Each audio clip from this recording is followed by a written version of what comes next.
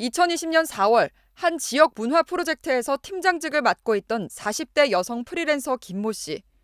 홍보 전략을 짜던 중 문화예술 분야의 한 재단 이사장이라는 강모 씨를 소개받았습니다.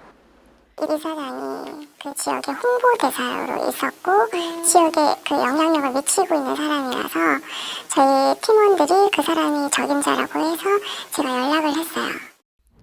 정계와 문화계의 인맥이 넓다며 적극적 지원 의지를 보이던 강 씨.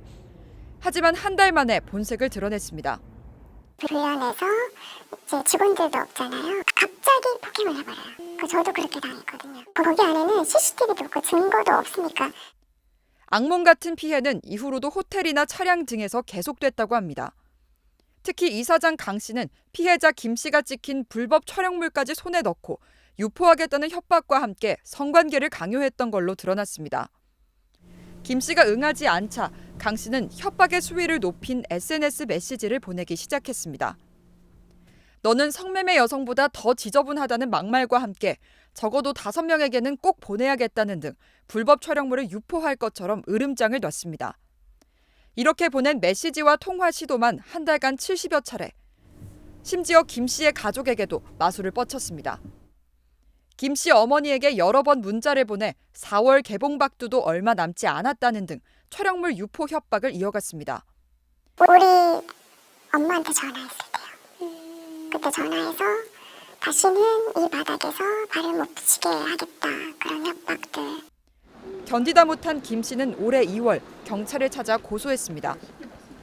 강 씨는 불법 촬영물 소지와 협박, 스토킹 등 혐의로 기소돼 징역 7년이 구형돼 조만간 1심 선고를 앞두고 있습니다. MBC 뉴스 송서영입니다. 김 씨가 고소를 결심하기까지 걸린 시간은 자그마치 3년. 첫 피해 뒤 사과를 요구했지만 강 씨는 계속 없는 이야기를 만든다며 범행 자체를 부인했습니다. 그리고는 마치 아무 일 없던 듯 정치인, 법조인, 문화예술계 인사가 함께하는 자리마다 김 씨를 불러냈습니다. 계속되는 강 씨의 영향력 과시에 김 씨는 점점 용기를 잃어갔습니다.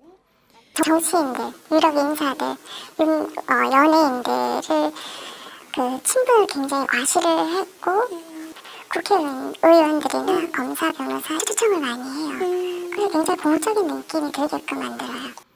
강 씨는 함께 진행하던 업무가 끝나면 다시는 그러지 않겠다며 거절하기 어려운 자리를 제안했다고 합니다. 업계에서 성공하고 싶었던 내 욕심을 교묘히 이용한 것 같다고 김 씨는 말합니다. 새로운 무슨 당근 같은 거를 저한테 한번 주더라고요. 또 이거 해야 되지 않겠냐? 성공해야 되지 않겠냐? 그렇게 해서 또 참으면서 여기까지 왔어요.